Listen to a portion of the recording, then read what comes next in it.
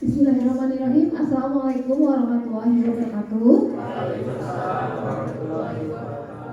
Ya, yang terhormat Bapak Kepala SMA Negeri 23 Garut, yang terhormat Bapak Ibu Guru beserta staf TU yang saya hormati dan saya banggakan.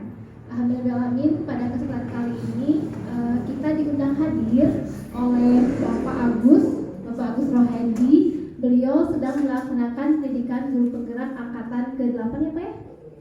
Dan saat ini adalah program untuk diseminasi tentang budaya positif ya Pak ya. Mungkin sebelum kita mulai untuk bagaimana Pak Agus ini tentang diseminasi budaya positif, kayak ini pada lemah letih dan lesu ya. Kayaknya pada tegang gitu gimana gitu ya. Jadi kita biar mencairkan suasana terlebih dahulu ya, bisa berdiri sebentar. Nah, jadi supaya semangat ya.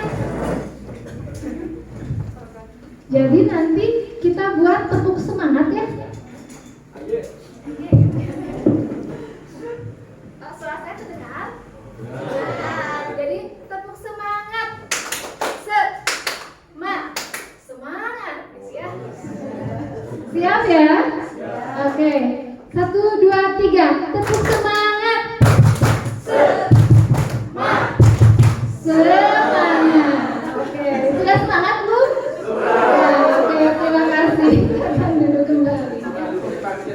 Oke, supaya apa ya, tidak ini habis makan siang, biasanya kan kita mengantuk ya.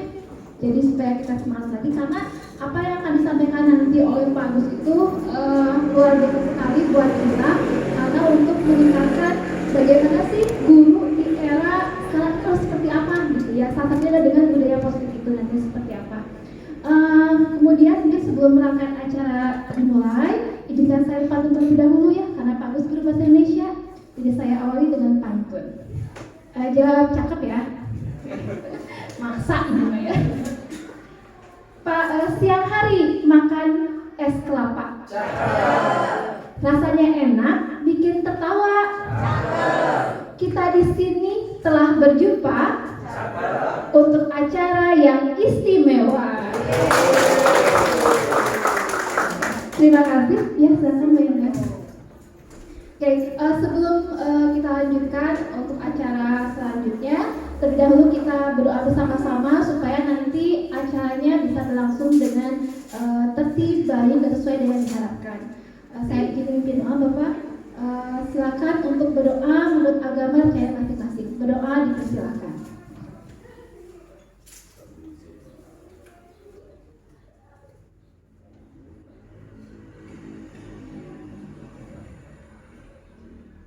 Berdoa selesai.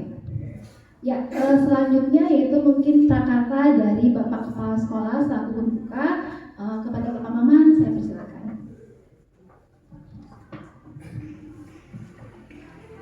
Terima kasih.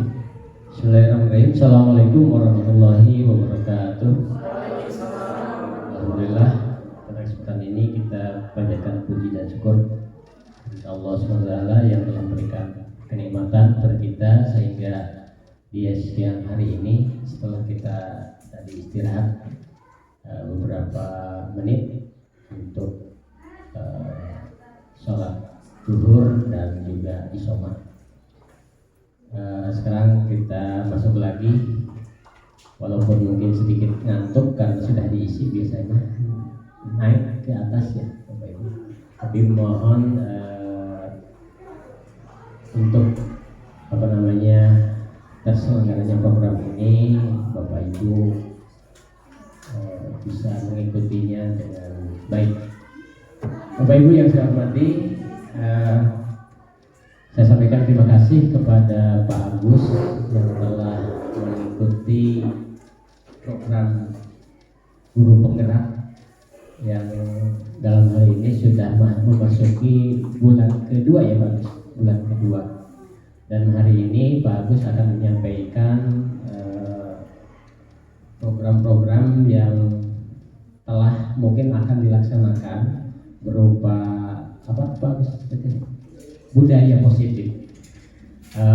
Sebelumnya alhamdulillah sekolah kita juga sudah tuntas ya Bu.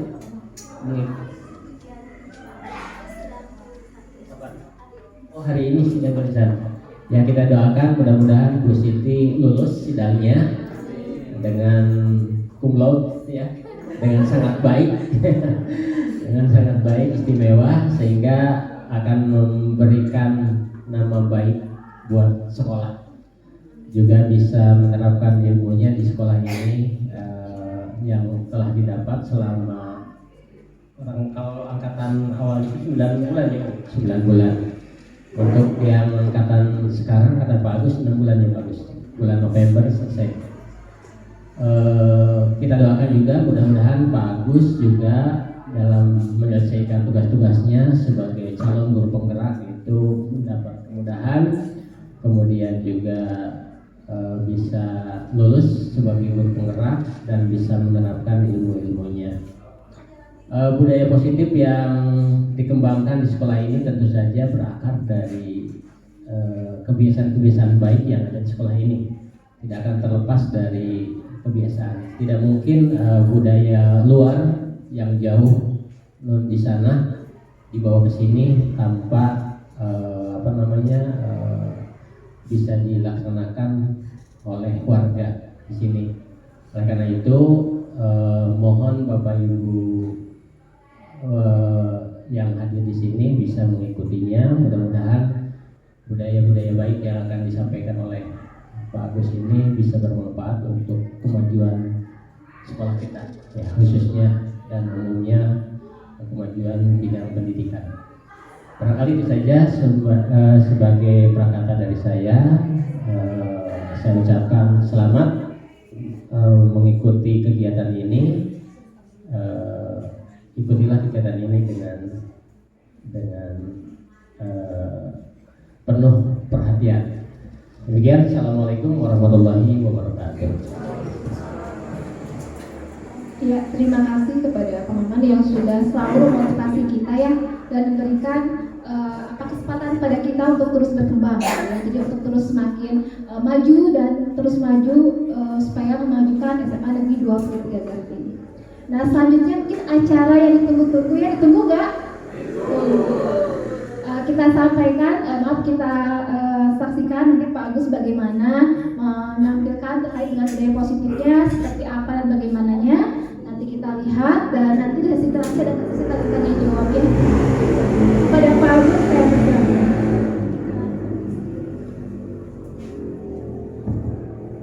Ya. Baik, terima kasih Bu Siti, Bapak Kepala yang telah memberikan izin waktunya, juga kepada Bapak Ibu guru dan staf tata usaha yang harus setia dan standby menunggu saya. Bismillahirrahmanirrahim. Assalamualaikum warahmatullahi wabarakatuh. Masih semangat Bapak Ibu?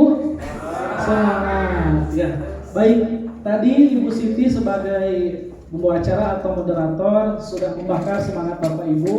Nah, sekarang kita akan mencoba untuk menguji konsentrasi Bapak Ibu. Mudah-mudahan konsentrasinya tidak ingat sama tadi daging ayam yang sudah dimakan ya. Baik, kalau saya nanti menyebutkan pagi, Bapak Ibu tepuk tangan dengan keras, dengan gegap gempita, tepuk 1 kali. Pagi. Nah, harus totalitas Bapak Ibu, karena ini gratis gak bayar. Jadi kalau pagi, Bapak Ibu tepuk tangan 1 kali. Pagi. Ya. Terus yang berikutnya setelah pagi adalah siang. Kalau siang tepukannya 2 kali. Coba siang. Bagus, seperti kawan kanak-kanak ya. Dan yang ketiga setelah siang adalah sore. Kalau sore tepukannya 3 kali. Sore. Nah, baru lanjut kepada malam. Nah, bedanya kalau malam itu hening, istirahat, tidur. Jadi tidak boleh tepuk tangan. Jadi kalau malam ibu diam aja. Ya, karena sudah waktunya tidur. Kecuali kalau yang bergadang itu tidak boleh, kata Bang Haji Romai Rama ya.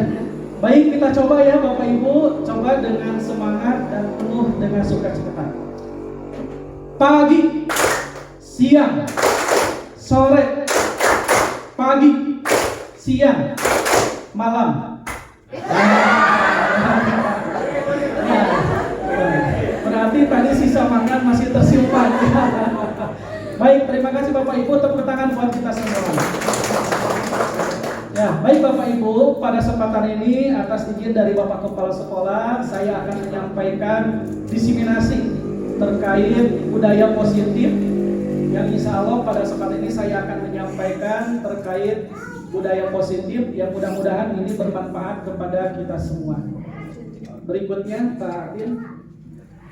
Tadi disampaikan oleh Ibu Siti, alhamdulillah saya diberikan kepercayaan oleh Kementerian Pendidikan untuk mengikuti kegiatan pendidikan guru penggerak angkatan 8.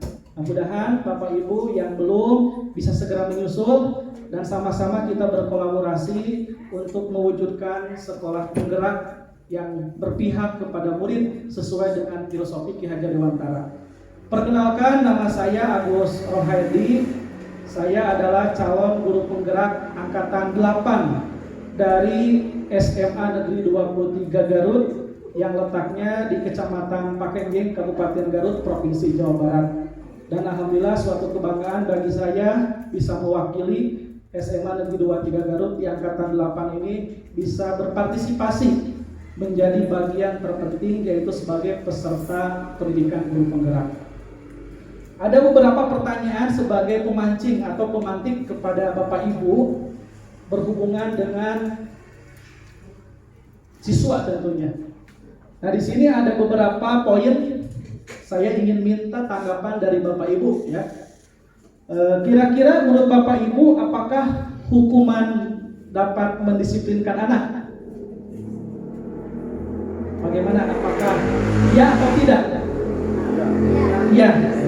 Bagus. Berikutnya, pemberian hukuman dengan hal positif seperti membaca atau membersihkan halaman sekolah dapat mendisiplinkan anak. Bisa iya, bisa tidak. Bisa iya, bisa tidak. Baik. Dan yang ketiga, memberi penghargaan atau reward kepada anak, apakah akan meningkatkan motivasi peserta didik? Iya. Baik, setuju. Terima kasih. Kita lanjut berikutnya. Nah, setelah Bapak Ibu barusan sudah menyampaikan stimulasi terkait beberapa pertanyaan, di sini kita akan mencoba mempraktikkan. Anggap Bapak Ibu itu sekarang sedang mengepalkan atau memegang suatu benda, ya, baik itu kertas ataupun apapun lah, silakan untuk dipegang sekeras-kerasnya dan sekuat-kuatnya. Bahwa pegangan itu merupakan pegangan yang sangat berharga oleh Bapak Ibu. Sudah dipegang Bapak Ibu? Sudah. Nah, berikutnya, anggap saja teman Bapak Ibu atau saya nanti akan mencoba untuk meminta kepada Bapak Ibu kepalan tangan yang sudah memegang berupa benda ataupun hal-hal yang dianggap penting oleh Bapak Ibu. Saya ingin meminta membukanya kepada Bapak Ibu. Contoh Pak Irwan, sudah memegang Pak Irwan? Sudah, ya baik. Pak Irwan, apakah boleh saya meminta Bapak Irwan untuk membukakan kepala tangannya? Boleh. Boleh. Kenapa Pak boleh? Supaya tahu, ya. Baik, terima kasih Pak Irwan. Tepuk tangan Pak Irwan. Terus berikutnya Ibu Tik-Tik. Sudah memegang? Sudah. Boleh saya meminta pada Ibu untuk membukanya? Tidak boleh. Tidak boleh. Kenapa Ibu? Ada sesuatu rahasia di sini. Rahasia. Saya boleh tahu nggak? Tidak boleh. Tidak boleh. Baik. Coba Bapak Nuryadin. Memegang Bapak? Memegang Pak. Saya boleh meminta Bapak untuk membukakan kepala tangannya Bapak? Boleh ya? Boleh. Tidak jadi masalah saya buka. Tidak jadi masalah. Baik, Bapak Ibu. Tepuk tangan buat Bapak Ibu tadi. Baik. Dari ketiga tadi contoh, Pak Irwan dan Pak Udin dengan sukarela boleh dibuka. Sementara Ibu Tik-Tik dengan istiqomah dan konsisten tidak mau dibuka. Mungkin saya ingin minta alasannya. Mungkin Bapak Irwan, kenapa saya tadi meminta Bapak dibukakan kepala tangannya, kok Bapak dengan suka hati boleh dibukanya? Kenapa Pak? Supaya ada solusi. Supaya ada solusi, sehingga tidak ada kekhawatiran. Baik. Kalau Ibu Titi, kenapa tadi saya meminta Ibu untuk membukakan, Ibu tetap dan kekeh tidak mau membukanya? Tidak selalu kebetulan. Biasanya kalau sesuatu rahasia itu kita tidak bilang kita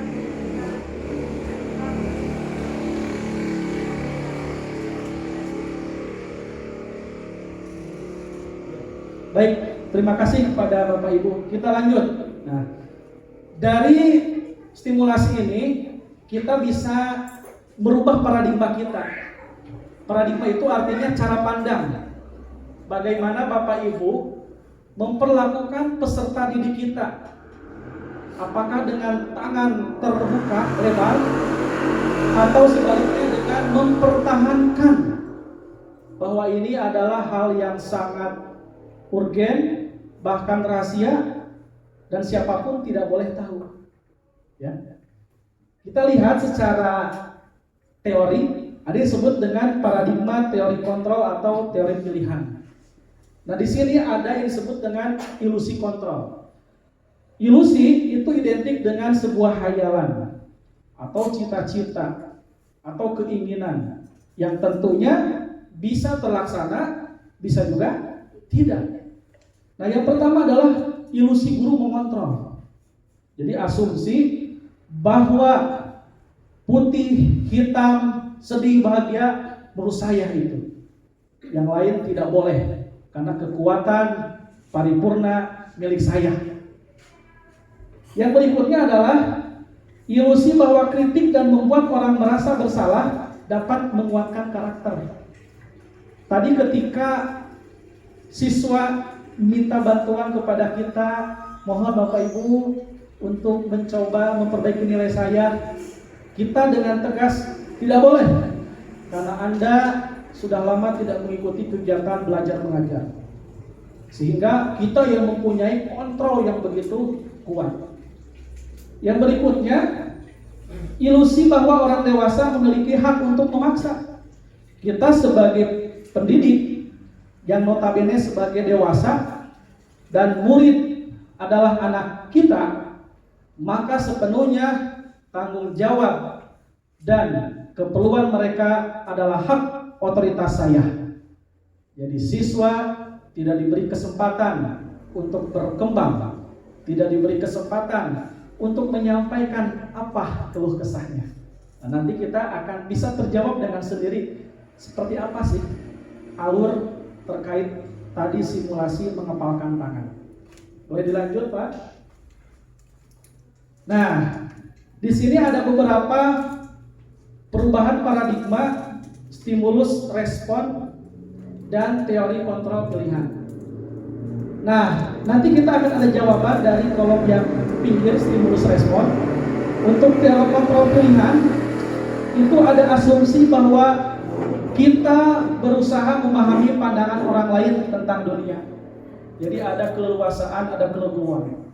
Yang berikutnya, bahwa semua perilaku baik peserta didik ataupun rekan sejawat memiliki tujuan yang sama dalam hal meningkatkan kemampuan mereka. Yang ketiga, hanya Anda yang bisa mengontrol diri Anda sendiri.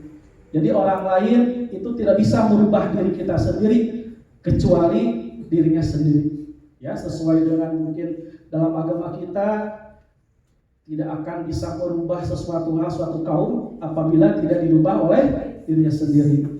Yang berikutnya, kolaborasi konsensus menciptakan pilihan-pilihan baru. Artinya kerjasama, ya, kolaborasi itu merupakan alternatif yang sangat baik untuk menciptakan tujuan yang sama untuk menjadikan peserta didik yang berpihak kepada murid. Yang berikutnya, jadi model berpikirnya itu bukan kalah menang, tapi bagaimana menang-menang. Peserta didik bahagia, peserta didik nyaman, dan peserta didik merasakan kenikmatan ketika mereka hadir di tengah-tengah kita. Lanjut. Nah, di sini ada beberapa teori disiplin positif, ya.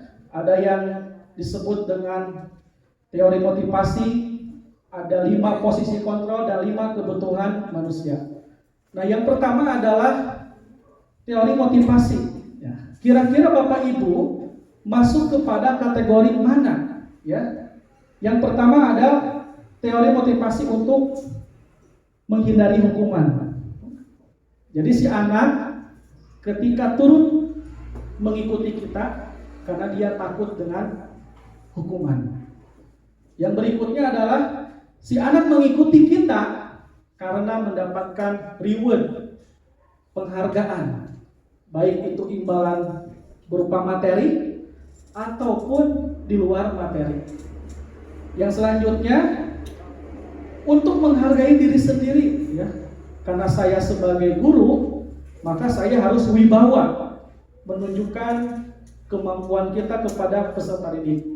Nah, kalaulah dari ketiga poin itu ada, maka nanti akan muncul nilai yang disebut dengan kebajikan universal. Jadi kebajikan itu hal-hal yang bersifat positif dan nanti dituangkan lebih spesifik lagi menjadi keyakinan kelas.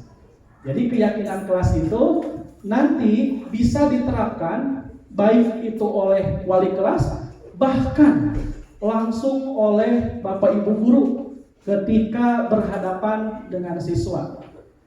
Selanjutnya, dari model berpikir kita akan mengerucut kepada 5 posisi kontrol kita sebagai pendidik.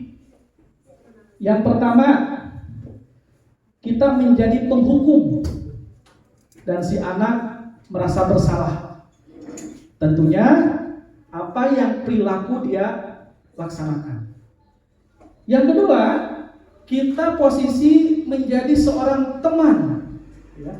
Teman layaknya bagaimana, ya, curhat, menyampaikan hal-hal yang menjadi keluh kesahnya. Bahkan bisa juga ketika anak didik kita menjadi teman, dia pun saking lebih dekatnya, akhirnya tanda petik apa? Ngelunjak. Karena saking dekatnya. Yang keempat, pemantau. Nah, kalau pemantau itu lebih kepada netral, ya.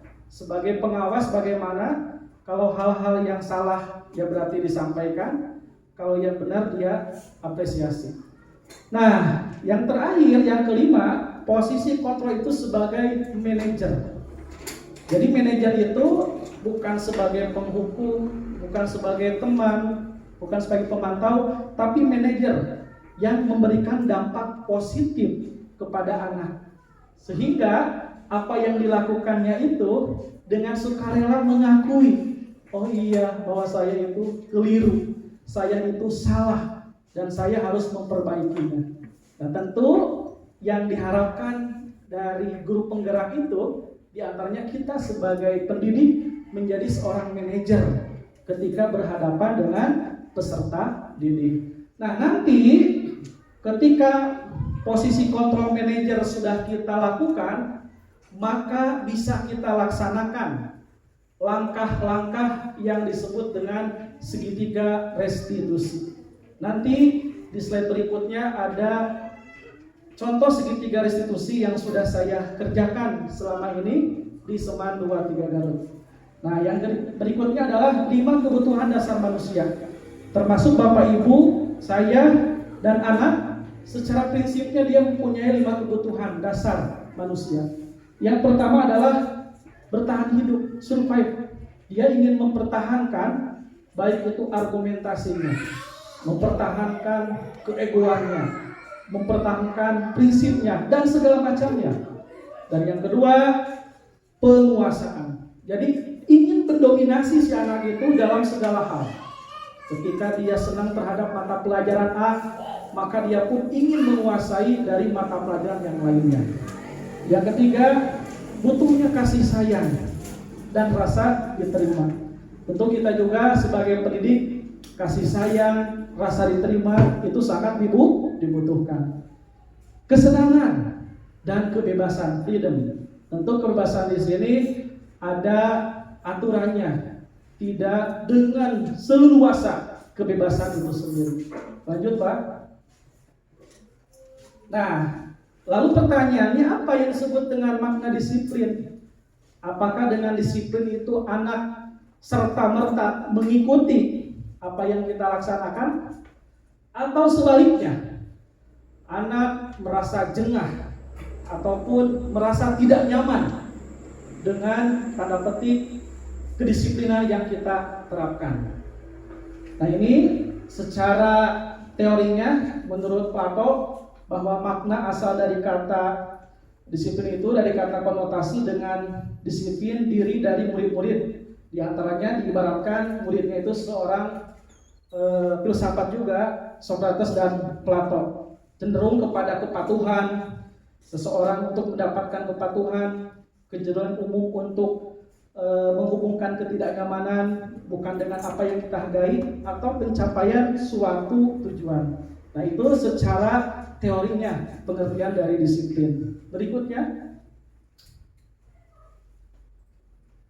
nah ini yang disebut dengan nilai-nilai kebajikan. Pemerintah sekarang sedang menggaungkan ya bahwa anak didik kita itu harus memaknai profil pelajar Pancasila.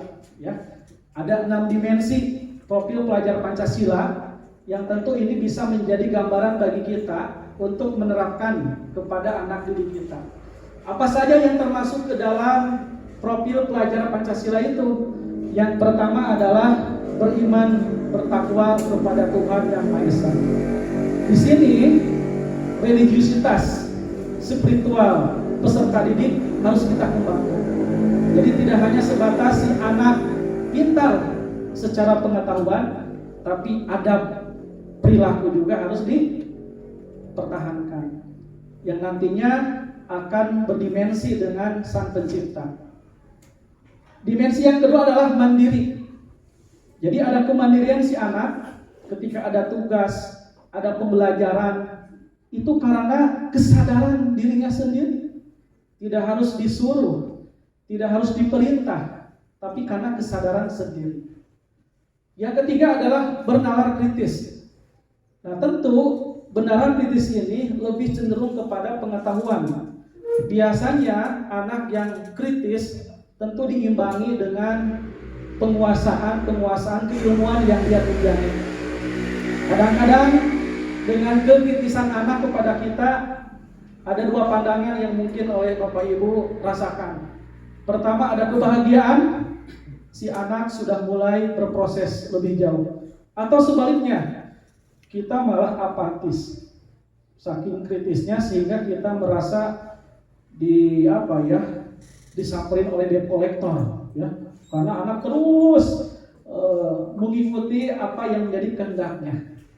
Yang berikutnya adalah berkebinekaan global, bahwa sekarang sudah tidak bisa dipungkiri Bapak Ibu, zaman teknologi semakin canggih, penggunaan gawai, gadget itu menjadi satu kesatuan yang tidak terpisahkan. Dengan handphone kita bisa melihat genggaman dunia di tangan kita. Termasuk sekarang ada lebih cerdas lagi, ya. Ada disebut dengan AI, ya, artificial intelligence. Jadi sekarang Bapak Ibu, kalau kita sebagai pendidik tidak melek, ingin mengerjakan proposal, tinggal diketik aja, langsung dalam waktu sekejap itu bisa diselesaikan.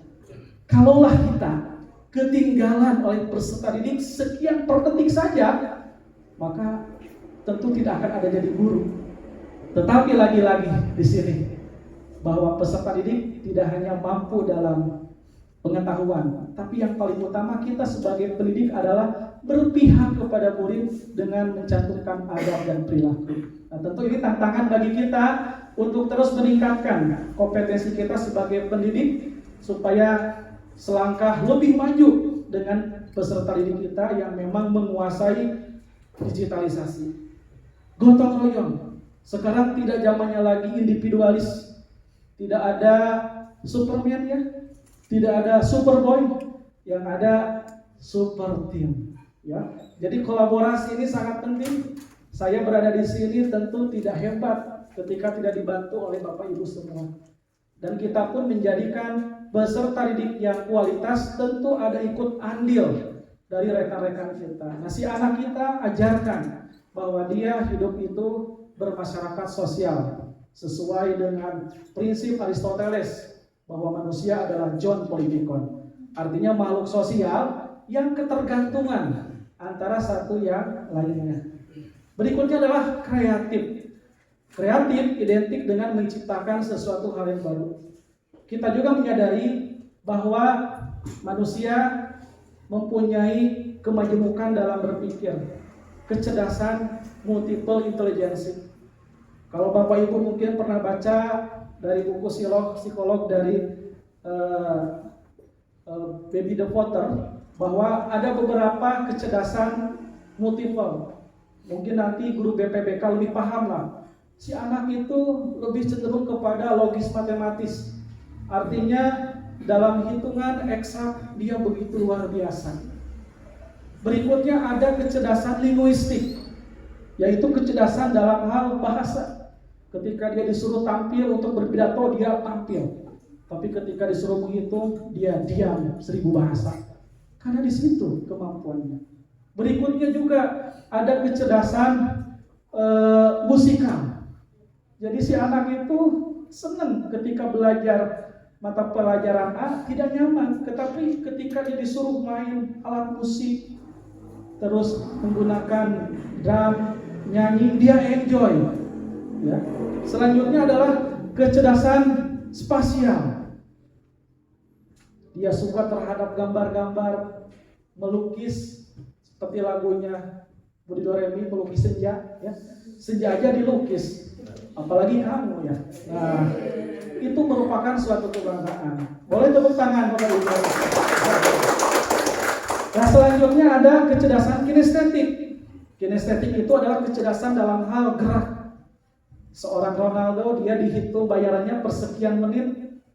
Ya, kalau kita dibayarnya per jam, Ronaldo itu bisa menciptakan berapa triliun. Karena dengan kinestetiknya itu dia bisa mengartikulasikan apa yang dia mampu. Terus berikutnya ada kecerdasan personal, interpersonal. Kecerdasan yang memang secara kepribadian dia lebih nyaman. Ketika bertemu dengan orang baru, dia supel. So akrab. Tidak gampang itu. Ada juga yang menjadi intrapersonal. Jadi bisa memecahkan masalah orang lain, tapi dirinya penuh dengan masalah. Dan tentu ini menjadi gambaran bagi kita. Lanjut. Nah, ini tes motivasi perilaku manusia, dan nanti akan dibagi menjadi ada motivasi eksternal dan ada motivasi internal. Berikutnya. Nah, ini kutipan dari Bapak pendidikan kita, Ki Hajar Dewantara, yang tentu Bapak Ibu sudah mengenal terkait sosok Ki Hajar Dewantara. Beliau pernah menyampaikan bahwa merdeka itu artinya tidak hanya terlepas dari perintah, akan tetapi cakap buat memerintah diri sendiri. Berarti kalau istilah Pak Ustaz Ain itu lebih bermuhasabah diri mungkin, Pak Ustaz ya. Hasibu anfusakum. Jadi kita mencoba untuk mengoreksi diri kita. Apakah yang disampaikan oleh kita kepada anak didik kita itu sudah sesuai atau tidak? Apakah peserta didik kita nyaman dengan kehadiran kita? Apakah kita termasuk guru yang dirindukan ketika tidak ada? Atau sebaliknya, dirindukan ketika ada atau tidak dirindukan ketika tidak ada? Dan tentu harapannya ketika kita tidak ada, anak merasa rindu. Bukan hore nggak ada. Itu kan seperti lagu Bang Haji Roma Irama ya.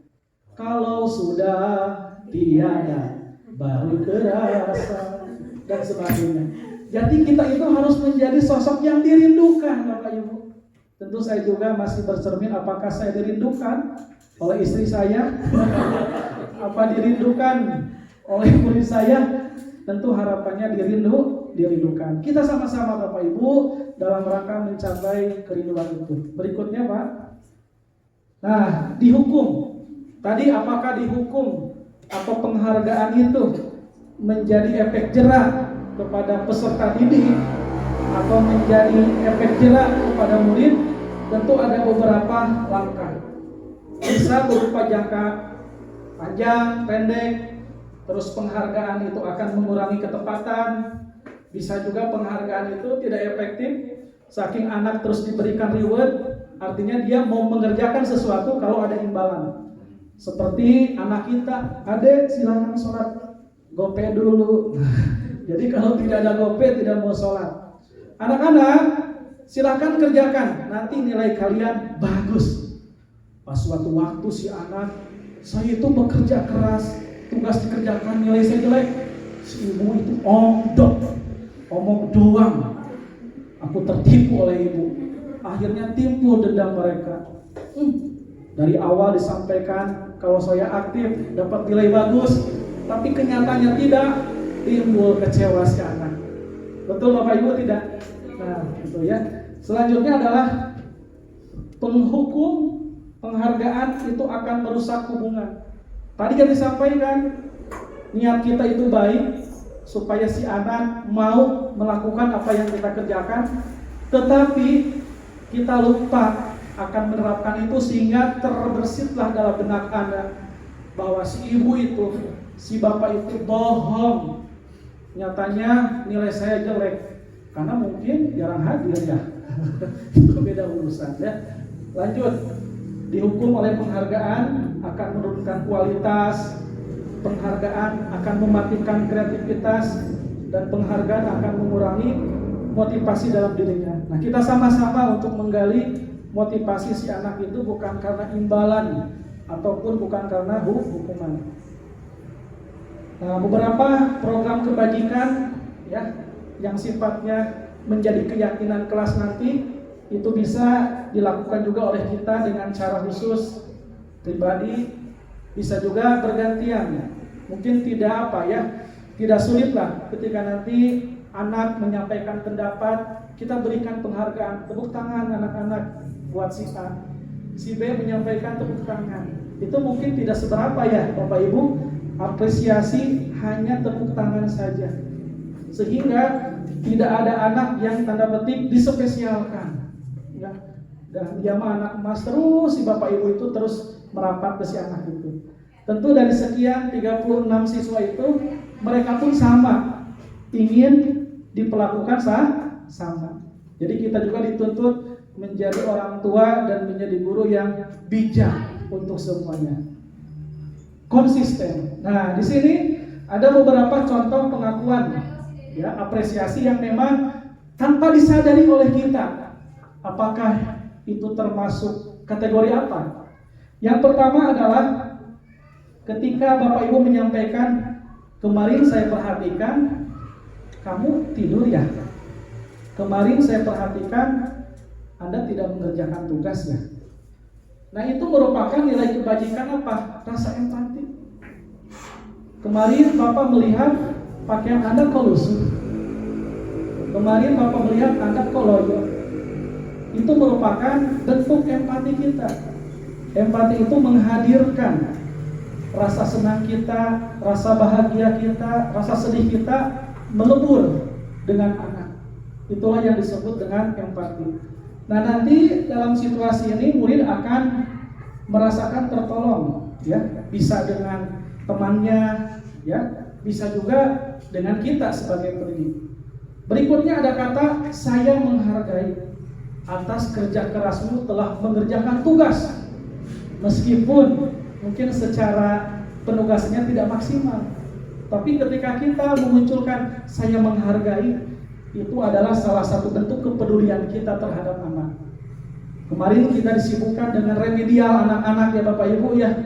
Bahkan kita dengan tegas silakan Bapak Ibu akan menghargai perjuangan kalian meskipun sampai di titik nadir. Tapi ada juga mungkin kita, wah ini batasnya udah telat nih anak sekalian. Bapak Ibu tidak memberikan kesempatan ya. Nah, nanti dalam munculnya itu bisa dalam tugas-tugas kelompok ataupun dalam pengerjaan tadi remedial. Yang terakhir adalah mengungkapkan kata terima kasih. Ya. Berarti terima kasih itu salah satu bentuk rasa tanggung jawab ya mereka dalam mengembangkan amanatnya. Lanjut. Nah, di sini Bapak Ibu kita akan mencoba menebak-nebak dulu lah Jadi ada istilah hukuman, ada juga konsekuensi. Jadi Bapak Ibu cukup menjawab saja kalimat yang nanti saya bacakan itu termasuk jenis hukuman atau konsekuensi. Silahkan ya. Yang pertama Bapak Ibu mencatat 100 kali di dalam buku dengan kalimat saya tidak akan terlambat lagi karena terlambat ke sekolah. Menurut Ibu apa? Konsekuensi. Ada yang hukuman? Hukuman. Ya, baik. Ada hukuman, ada konsekuensi. Berikutnya, lari mengelilingi lapangan basket 2 kali karena terlambat hadir di sekolah. Hukuman, konsekuensi. Hukuman. Yang ketiga, murid diminta untuk push up 15 kali karena tidak menggunakan masker ke sekolah. Hukuman, konsekuensi. Hukuman. Lanjut, menggantikan kertas tugas teman yang telah dicoret-coret. Konsekuensi. Berikutnya, membersihkan tumpahan air di meja tulis karena tersenggol pada saat belajar. Konsekuensi. Berikutnya, murid disuruh untuk mengenakan sepatu seharian di sekolah karena tidak mengenakan sepatu hitam. Hukuman, konsekuensi. Nah, di sini terjadi perdebatan nih, tidak seirama. Hukuman dan konsekuensi. Oke, nanti kita lihat. Dan yang terakhir, lari mengelilingi lapangan basket 2 kali karena terlambat 10 menit untuk pelajaran PJOK. Hukuman, konsekuensi. Baik, ini juga sama ada perdebatan. Baik Bapak Ibu, kita akan mencoba mereview jawaban dari Bapak Ibu bagaimana. Bisa Pak? Dilanjut. Nah, ini Bapak Ibu ya. Jadi yang pertama itu ternyata maksudnya hukuman. Terus yang kedua hukuman. Yang ketiga di-push up-kan hukuman. Menggantikan kertas tugas yang dicoret teman, konsekuensi. Membersihkan tumpahan air di meja tulis karena tersenggol, konsekuensi. Disuruh untuk tidak mengenakan sepatu sehari sekolah karena tidak mengenakan sepatu hitam, hukuman. Yang terakhir, konsekuensi. Bagaimana bisa seperti itu Bapak Ibu? Baik, kita lanjut ke slide berikutnya. Nah, ini Bapak Ibu sebagai pembeda ya. Sebagai pembeda apa yang termasuk ke dalam hukuman dan apa yang dimaksud dengan konsekuensi. Yang pertama adalah hukuman. Jadi hukuman itu cenderung sesuatu yang menyakitkan harus terjadi. Sementara konsekuensi sesuatu harus terjadi. Berikutnya, hukuman membuat anak sakit lebih kepada fisik ya, maupun hati. Jadi tidak hanya lahiriah saja, tapi batin juga, itu juga ternyata masuk ke dalam hukuman. Berikutnya adalah membuat anak merasa tidak nyaman dalam jangka waktu pendek, itu masuk pada konsekuensi. Anak membenci kedisiplinan. Berikutnya anak menghargai disiplin kalau konsekuensi. Berikutnya adalah hukuman paksaan. Sementara konsekuensi adalah stimulus, respon tanggapan. Hukuman mendorong anak menyakiti diri sendiri. Sementara untuk konsekuensi mendorong anak agar mudah menyelesaikan diri. Berikutnya dalam hukuman konsep diri yang buruk. Sementara dalam konsekuensi konsep diri yang baik. Anak belajar untuk menyembunyikan kesalahan, berbohong. Anak belajar untuk mematuhi peraturan. Dan yang terakhir dalam hukuman, anak marah, membuat rasa bersalah, dipermalukan, merasa tak dihargai, itu termasuk ke dalam hukuman. Dan konsekuensi kehilangan hak dibuat tidak nyaman, diasingkan atau sementara. Baik, lanjut. Nah, sekarang kita masuk ke dalam penyempurnaan.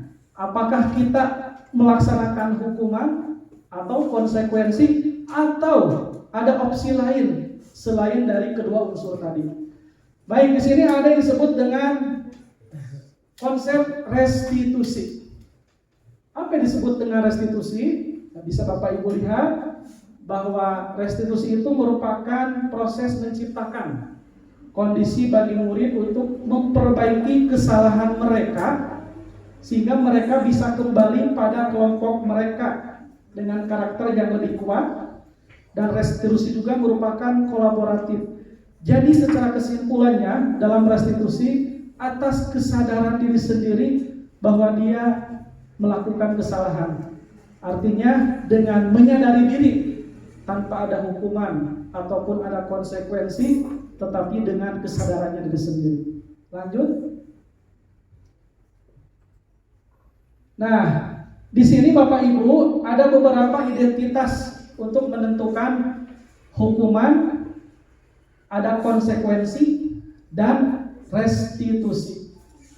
Nah, di dalam hukuman itu identiknya sesuatu yang menyakitkan. Tadi bisa disampaikan menyakitkan baik secara apa Bapak Ibu? Fisik maupun apa? Batin atau hati, ya. Nah, sementara dalam konsekuensi itu sesuatu harus terjadi karena akibat atau ulah yang dilakukannya. Itu merupakan suatu konsekuensi. Nah, sementara alternatif berikutnya adalah restitusi. Apa di antaranya? Memberikan suatu pilihan. Nanti akan ada simulasi atau praktik saya melakukan restitusi dengan dua orang peserta kita, ya, dalam menggali suatu kasus ketika mereka melakukan kesalahan dengan menggunakan segitiga restitusi. Selanjutnya, Pak. Nah, dalam segitiga restitusi itu Bapak Ibu nanti akan ada 3 tahapan yang nanti kita akan laksanakan, ya. Dari mulai menstabilkan identitas, ya. Nah, terus berikutnya, nah ini ciri-ciri restitusi, ya. Jadi dalam restitusi itu bukan sebagai untuk menebus kesalahan dia, ya, namun sebagai upaya untuk memberikan pembelajaran bahwa dia itu salah, tapi tidak secara frontal kita lakukan salah, Anda tidak benar, tapi dengan pendekatan-pendekatan yang melibatkan si anak itu menyadari akan kesalahan yang dia lakukan, dan nantinya akan mencoba memperbaiki hubungan, memberikan opsi pilihan dan bukan paksaan. Dan restitusi itu nanti akan menuntun melihat ke dalam diri dan paling utama adalah berfokus kepada solusi. Jadi tidak membebani anak masalah dengan masalah lagi, tapi bagaimana dari kesalahan yang dia buat itu dia sadar bahwa kekeliruan yang dia buat itu tidak benar. Nah, mudah-mudahan Bapak Ibu termasuk saya pribadi mencoba untuk menjadi guru yang lebih memahami akan karakter peserta didik kita yang memang majemuk atau beraneka ragam. Majemuk dari segi pemikiran, latar belakang keluarga, ya, status ekonomi. Tentu ini pun akan menjadi komponen yang sangat penting ketika kita menentukan si anak itu seperti apa dalam kepribadiannya. Lanjut. Nah, di sini kita akan masuk kepada bagaimana dalam menciptakan bahwa si anak itu merasakan dan mengakui bahwa dia itu salah. Maka kita buat yang disebut dengan keyakinan kelas. Nah, sebelum keyakinan kelas, mungkin Bapak Ibu pernah mendengar dengan istilah kesepakatan kelas. Pernah ya Bapak Ibu ya? Nah, jadi kesepakatan kelas atau istilahnya kontrak belajar, ya, yang Bapak Ibu itu lakukan dengan peserta didik. Kenapa harus dilakukan? Untuk mengetahui dan memaksimalkan apabila peserta didik tidak sesuai dengan disepakati, dengan sadar mereka pun langsung memperbaikinya dengan catatan itu. Nah, ini nanti bisa dipraktikkan oleh Bapak Ibu ketika masuk di KBM pertama, ya. Nanti boleh untuk pembuatan kesepakatan kelas, keyakinan kelasnya bisa ditulis dalam kertas kertas plano, dan nanti ditempel di kertas post-it, yaitu gambar yang bisa ditempel, atau bisa juga di dalam papan tulis yang ditulis dalam kertas yang nanti menyesuaikan kesepakatan kelasnya. Contohnya keyakinan kelas menghargai. Jadi keyakinan kelas itu lebih kepada positif Bapak Ibu. Jadi bukan dilarang. Kalau dilarang itu lebih kepada peraturan. Kalau peraturan itu lebih kepada negatif. Nah, kalau positif itu kita masuk kepada keyakinan. Jadi dia itu sadar bahwa apa yang dia lakukan itu tidak sesuai dengan keyakinan saya. Maka secara tidak langsung dia pun akan menyadari. Yang berikutnya, menjaga kebersihan. Jadi tidak menggunakan kata dilarang membuang sampah, apalagi membuang mantan pada tempatnya, apalagi itu ya. Nah, jadi nanti bisa Bapak Ibu juga untuk menyampaikan keyakinan kelas ini, bisa tiap Bapak Ibu guru masing-masing berbeda juga, silahkan ya. Yang nantinya bisa ditempel di depan sebagai pengingat mereka apabila dia lalai atau lupa dalam melakukan sesuatu hal. Selanjutnya, Kak. Nah, di dalam budaya positif itu nanti Bapak Ibu yang pertama jelas dari peraturan kelas. Kalau di sekolah itu ada disebut dengan tata tertib ya. Tata tertib itu secara globalnya yang nanti mungkin akan dibuat biasanya oleh kesiswaan dengan dibantu oleh PPBK dan instrumen yang lainnya secara generalnya. Nah, dari peraturan kelas itu yang baik sebelumnya yang tadi masuk kepada keyakinan. Tadi keyakinan kelas itu hal-hal yang bersifat positif, saling menghargai, terus menjaga kebersihan, tepat datang. Itu merupakan suatu keyakinan yang apabila keyakinan itu diulang-ulang dan diingat oleh anak didik kita, setidaknya itu akan lebih menguatkan mereka untuk tidak melakukan kesalahan.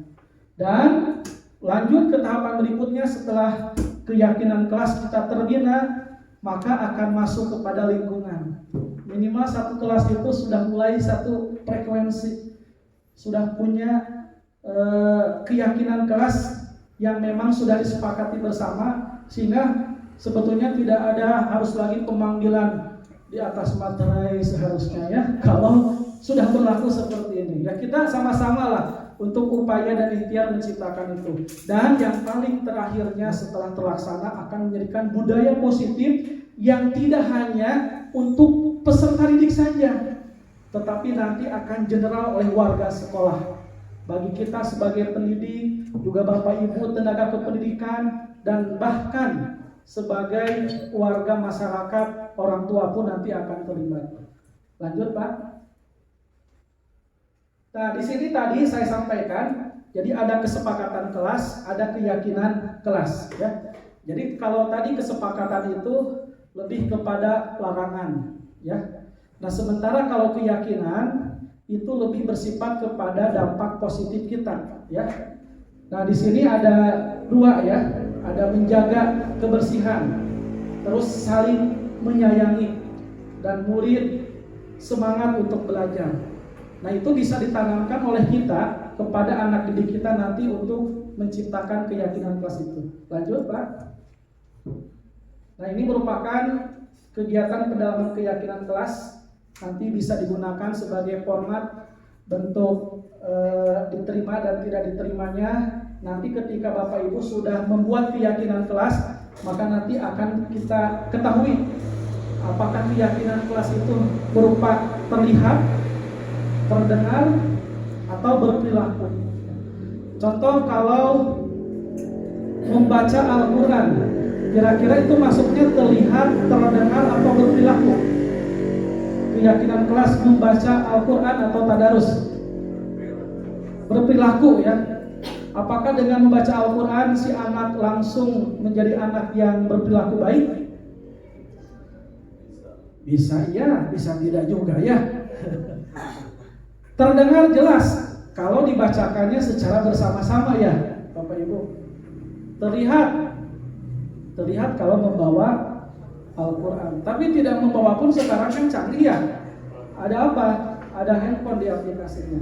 Berikutnya, lanjut saja Pak. Nah, di sini ada beberapa hal yang memang menjadi kesepakatan kita. Ya. Jadi kalau peraturan itu selalu kembalikan buku ke tempatnya. Jadi berupa himbauan. Sementara keyakinan itu merupakan suatu penguat yang menjadi positif. Hadir di sekolah 15 menit sebelum pembelajaran dimulai. Itu kesepakatan dari awalnya. Nanti bisa diterjemahkan oleh kita konsisten atau komitmen. Nah, jadi kalau keyakinan kelas itu tidak mesti menggunakan frase atau kalimat yang banyak. Ya, cukup dalam satu kata aja itu bisa jadikan keyakinan kelas. Contohnya tadi, tepat datang waktu. 15 menit sebelum masuk harus sudah di sekolah. Dalam keyakinan kelas cukup saja nanti ditempel komitmen. Berarti dia konsekuen terhadap waktu yang dia lakukan. Dilarang menggunakan narkoba.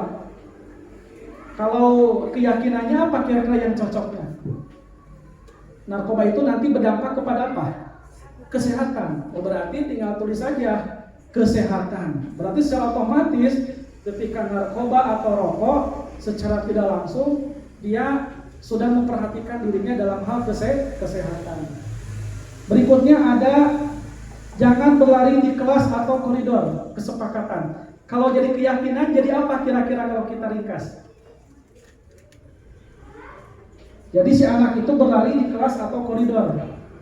Berlari boleh tidak? Boleh saja berlari ya. Yang penting jangan sampai ada yang lari ditingkes. Kaitan ulah mah gitu nya. Nah, itu lebih kepada apa? Lebih apa ya? Lebih ke tertib ya Bu ya.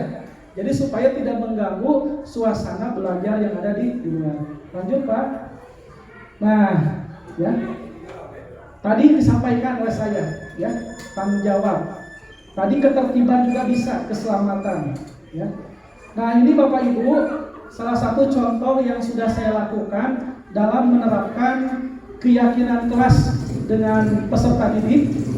Jadi si anak diberikan pemahaman yang lebih luas untuk menyampaikan. Nama juga kesepakatan dan nanti keyakinan dari anak untuk anak dan oleh anak.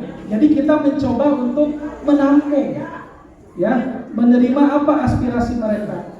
Dan supaya keyakinan kelas itu nanti bisa diingat, maka alangkah baiknya didokumentasikan. Bisa dalam kertas plano Bapak Ibu, bisa juga di dalam karton, ya. Jadi sistemnya silahkan dielaborasi saja oleh Bapak Ibu itu mau seperti apa, sehingga nanti mereka akan terus terpampang di kelasnya itu, ya. Oh, itu keyakinan kelas yang sudah saya buat.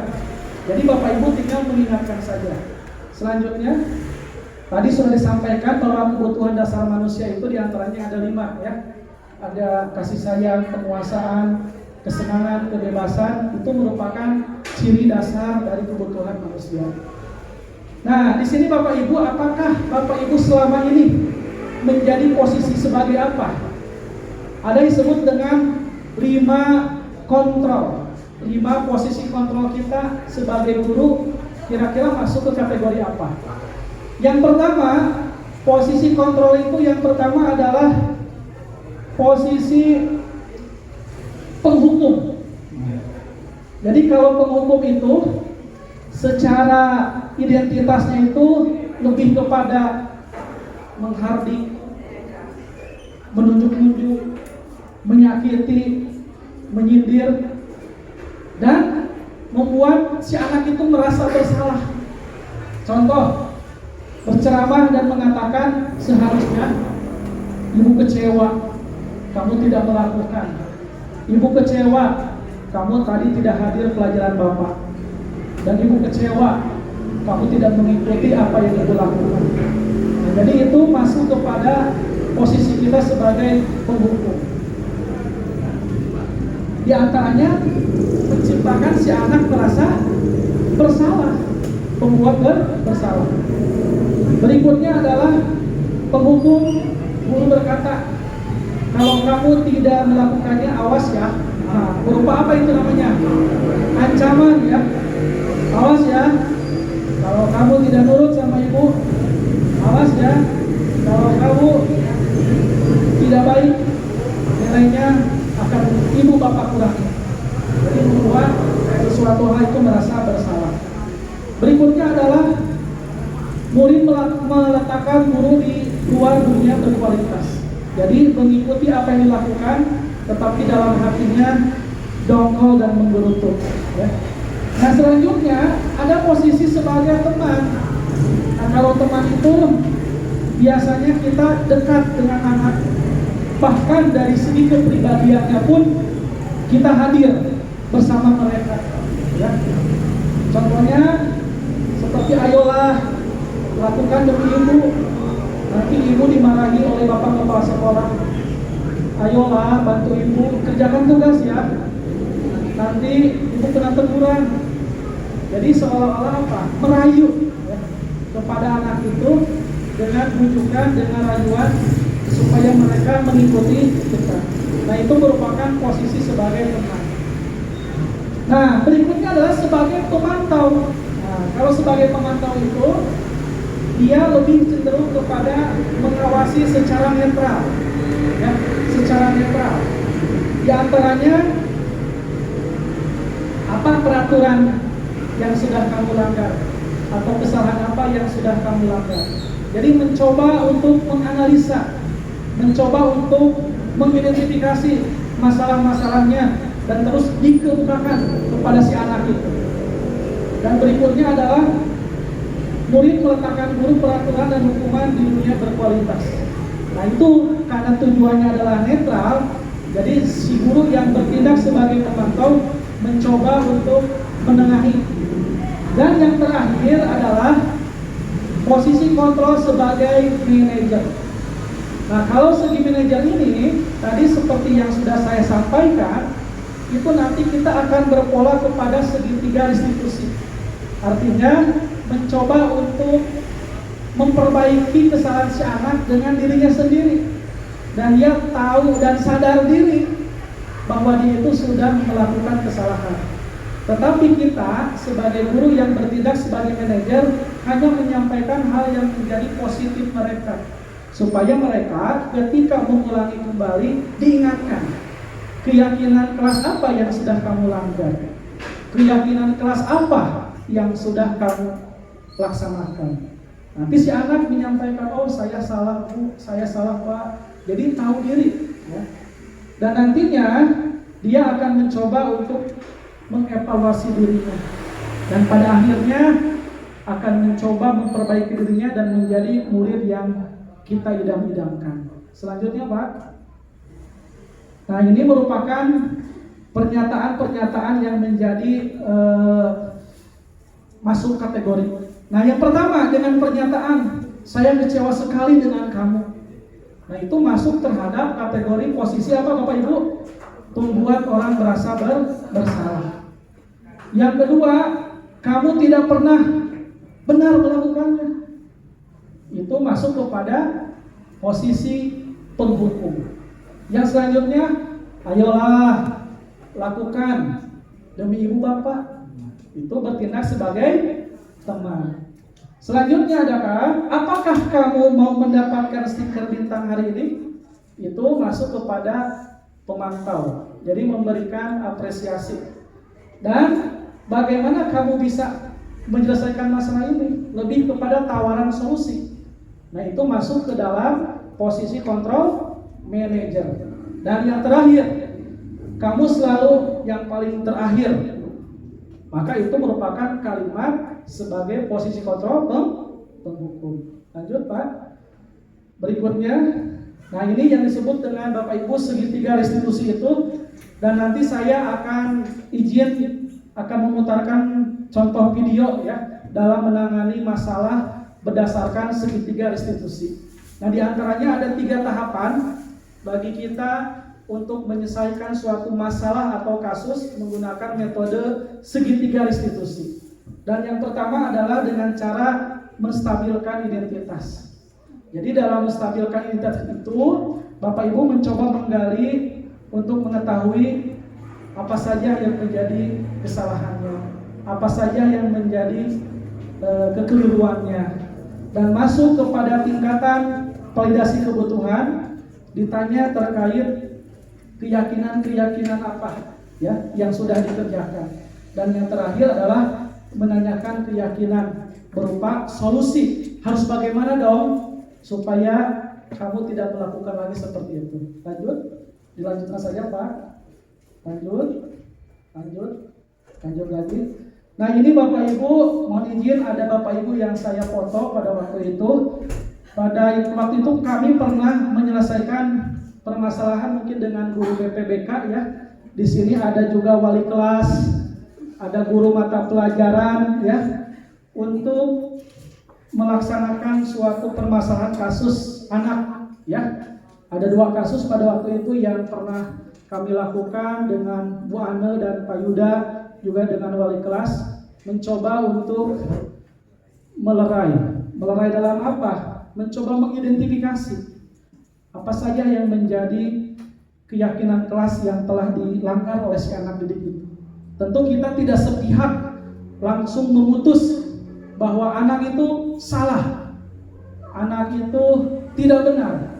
Maka kita sebagai Bapak Ibu guru harus mencoba untuk menstabilkan identitas, artinya mencoba mengkonfirmasi langsung kepada yang bersangkutan, bahkan lebih jauhnya langsung dengan orang tuanya. Jadi jangan sampai juga nanti Bapak Ibu ketika si anak melakukan pelanggaran keyakinan kelas berulang-ulang dan kita tidak mencoba mengkonfirmasi kepada orang tuanya, tentu itu akan menjadi kesalahan bagi kita.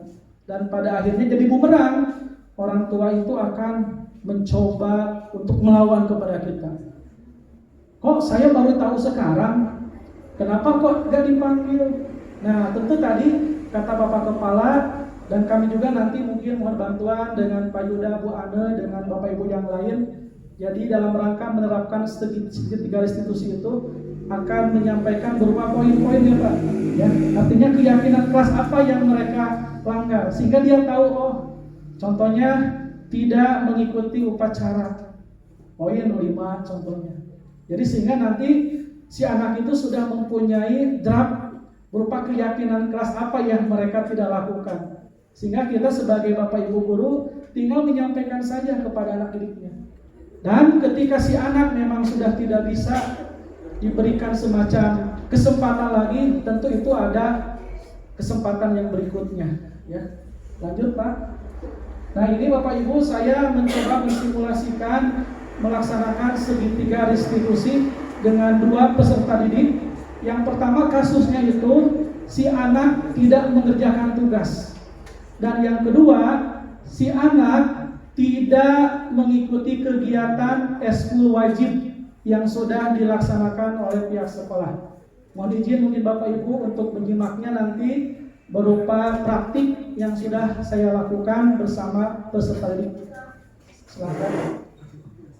Masuk nggak pasal itu Pak? Itu dulu Pak, yang dialognya dulu Pak. Itu dulu.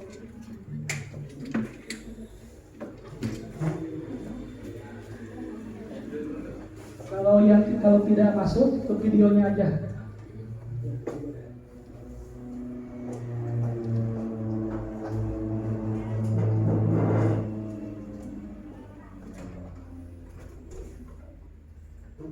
Yang praktik kalau dulu Pak. Nah ini merupakan contoh kasus si anak tidak mengerjakan tugas Bapak Ibu. Jadi kita menjadi seorang manajer ya, dengan menerapkan contoh segitiga restitusi.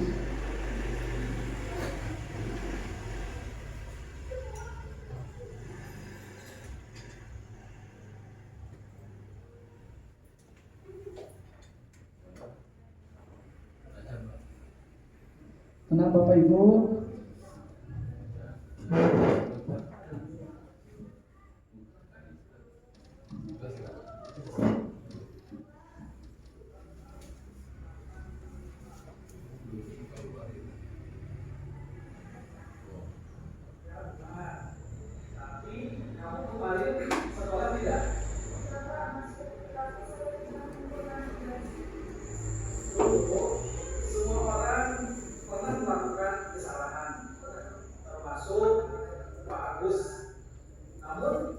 setiap tindakan kita pasti ada alasannya kan?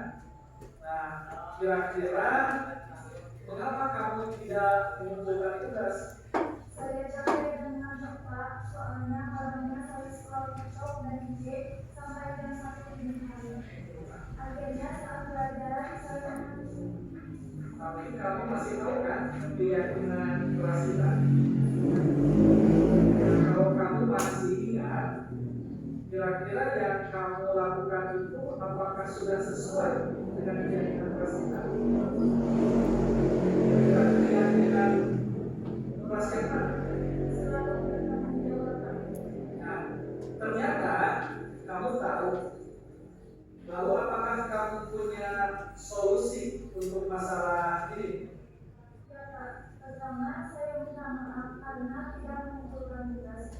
Kedua, saya tidak akan tidur terlalu malam nanti. Dan yang ketiga, saya akan mengerjakan tugas dengan Agus dan akan mengerjakan Baik, aku sangat apresiasi tanggung jawabmu dan kamu boleh kembali istirahat.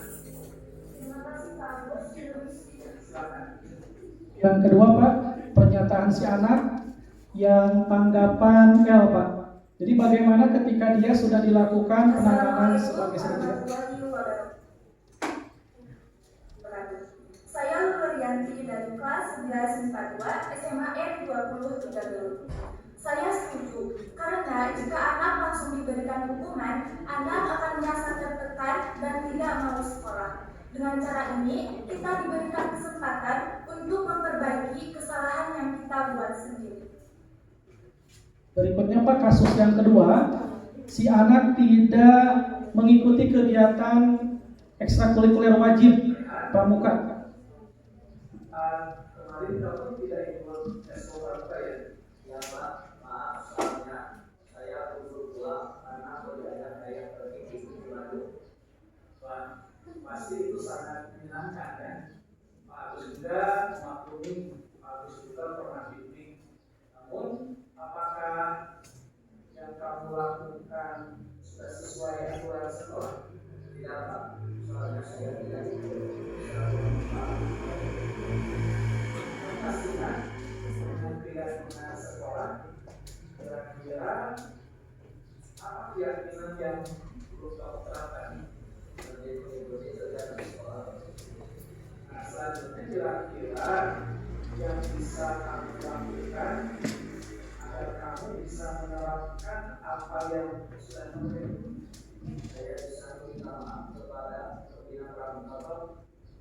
Mungkin ada yang lain. Saya Berarti kamu sudah paham bahwa kita harus tertib aturan sekolah ya. insya Allah saya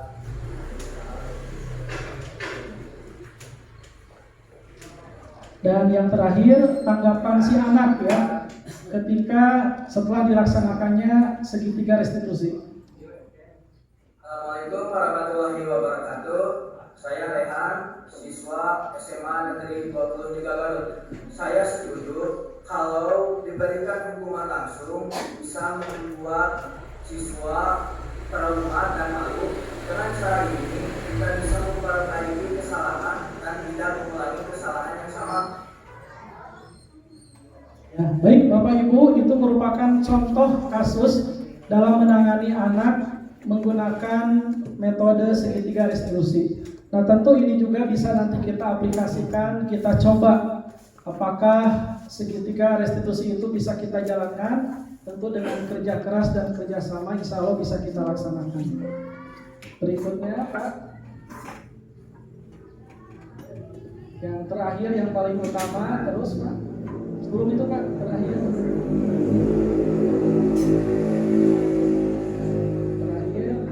Nah, ini yang paling ditunggu-tunggu. Sekian dan terima kasih ya. Terima kasih Bapak Ibu atas segala perhatiannya. Mohon maaf. Assalamualaikum warahmatullahi wabarakatuh.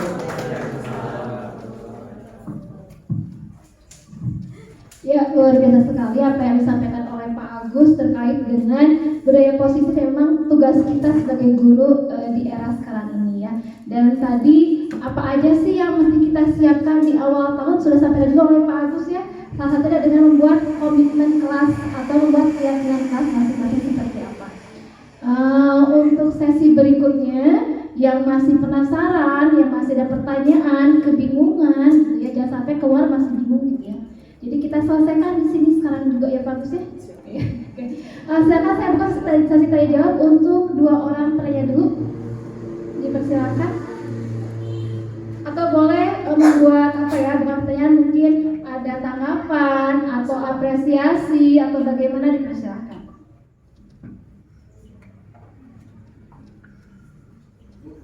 Ya, Pak Atin silakan.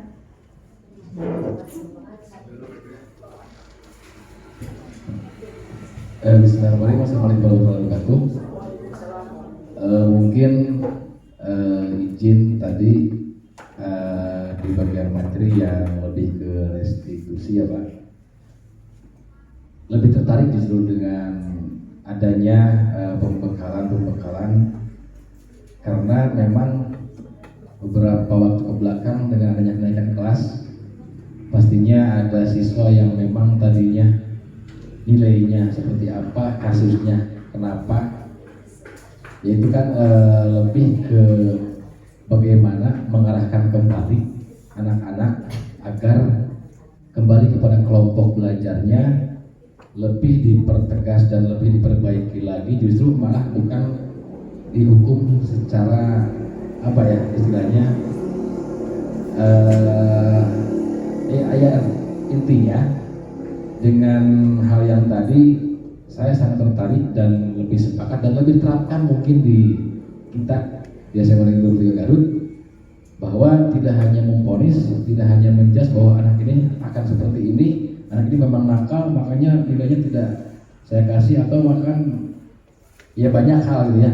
Ya artinya kalau ada hal tersebut dengan siswa tersebut bisa melakukan pendekatan terhadap siswa tersebut, perbaiki nilai dengan cara seperti apa, perbaiki karakter dengan cara seperti apa, lebih dari arahan dari gurunya masing-masing. Itu yang bisa saya sampaikan, satu hal saja. Lebih tertarik dan setuju Pak untuk diterapkan lebih baik dari seperti itu. Terima kasih. Assalamualaikum warahmatullahi wabarakatuh. Langsung ditanggapi aja Bu ya. Baik, terima kasih Pak Atin atas apresiasi dan tanggapannya. Memang betul sekali Bapak Ibu, termasuk saya sendiri mungkin yang selama ini karena diberikan tugas mungkin sebagai kesiswaan, lebih cenderung di mata anak itu sebagai penghukum. Dan saya sekarang mulai tersadarkan hal itu. Apakah ini dosa sayakah? Bagaimana cara saya taubatkah? Dan Tuhan tentu Maha Welas Asih Bapak Ibu ya. Nah tentu bagi kita metode restitusi mungkin baru atau bahkan baru dengar pada kesempatan ini. Dan saya setelah mengikuti kegiatan guru penggerak ini mulai dibukakan, termasuk dengan filosofis pemikiran Ki Hajar Dewantara, yang mana bahwa murid itu kita sebagai pendidik tidak diperkenalkan menuntut, tapi menuntun anak sesuai dengan kodrat alam dan kodrat zamannya. Artinya kodrat alam tentang bagaimana keluarga mereka, bagaimana status ekonomi mereka, dan kodrat zaman yang sekarang kita jalankan, kodrat yang berhubungan dengan serba digitalisasi, yang mau tidak mau Bapak Ibu harus melek hal itu. Nah tadi yang disampaikan oleh Pak Atin, tentu ini harapan saya pribadi Pak Atin, juga Pak Atin dan Bapak Ibu yang lainnya, mari kita coba untuk mempraktikkan segitiga restitusi itu di sekolah kita. Dan kita mungkin yang namanya memulai, pasti ada permasalahan ataupun kerikil-kerikil. Sesuatu hal yang positif di awal itu tentu akan mengalami kesulitan. Tapi kalau nanti kita mencoba untuk bersama-sama mencoba menerapkan itu minimalnya, jadi si anak itu merasakan bahwa keyakinan kelas atau keyakinan sekolah apa yang dia langgar, secara otomatis dia pun merubah dirinya. Apakah itu bisa terjadi? Bisa, dengan keyakinan kita yang memang istiqomah menuntun anak itu sesuai dengan kodrat jamaah dan kodrat alam. Terima kasih Pak Adin atas tanggapannya. Ya, mungkin ada lagi dari Bapak Ibu. Oh ya, dari Bu Linda Bagus. Boleh ke depan saja Ibu, bagus. Enggak apa, Bu. Sini aja, Bu. Boleh panjang. Panjang Bu, panjang Bu.